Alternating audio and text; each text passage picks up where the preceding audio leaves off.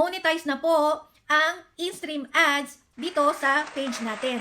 Ang in-stream ads po ay image or video ads na nag-a-appear before, during, at after ng isang video. Nung March 17 po kasi, meron tayong isang video na nag-viral o nakakuha ng maraming views. Kaya po, nung mismong araw din po na yon, na-meet po natin yung requirement ni in-stream ads na at least 60,000 watch minutes. Nung March 17 nga po, nakumpleto natin ang lahat ng mga requirements ni in-stream ads. Ang mga requirements po kasi ni in-stream ads ay number 1, at least 5,000 followers. Number 2, at least 60,000 watch minutes in the past 60 days. Number 3, dapat meron po tayong at least 5 active videos. Nung mga sumunod na araw po, tumaas din po yung mga views ng iba pang mga Reels videos at nadagdagan din po yung mga followers natin. Nung March 23 po, after 6 days lang po, after na nag-viral yung isang video natin,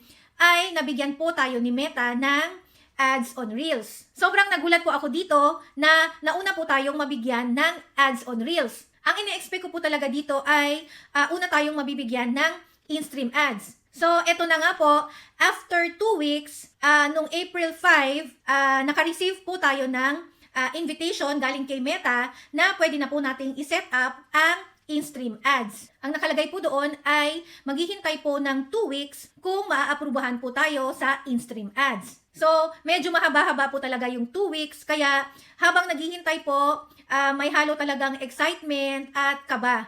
Na-excite po dahil syempre po kapag nabigyan tayo ng in-stream ads, yan po ay another blessing na naman. At kinakabahan din po dahil konti lang po kasi yung mga regular videos ko. Pero positive naman po ako na mabibigyan ni Meta ng in-stream ads dahil nga po nabigyan na po tayo ng ads on Reels. So, malaki po ang possibility na mabibigyan din po tayo ng in-stream ads. So, ito na nga po, after 12 days, nung April 17, na-monetize na po ang ating in-stream ads. Wala po akong na-receive na notification dito.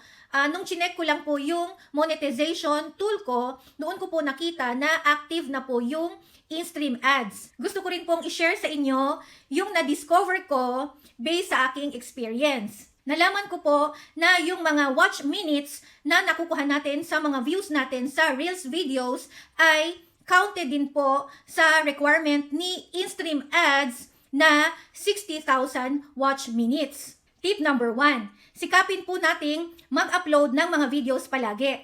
Magkaroon lamang po tayo ng isang viral video, sigurado pong mamimit natin yung requirement ni in-stream ads na 60,000 watch minutes. Tip number 2, habang nag-upload po tayo ng mga Reels videos, sabayan din po natin ng pag-upload ng mga regular videos. Para po kapag dumating yung time na ma-monetize na po tayo sa in-stream ads, marami na po tayong mga videos na pwedeng lagyan ng ads.